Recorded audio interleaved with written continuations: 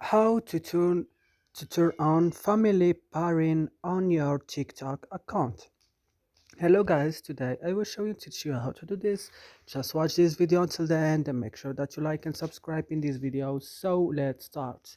First you will just open your TikTok, and then when you open your TikTok you will just go down and open your profile. Click on your profile.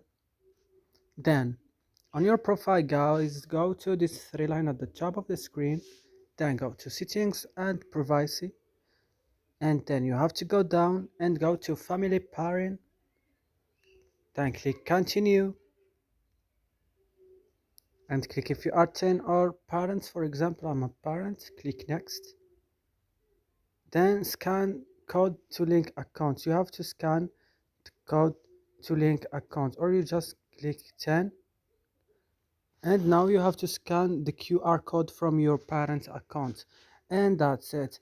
So I hope this video is useful for you guys. Don't forget to like and subscribe in our channel. See you.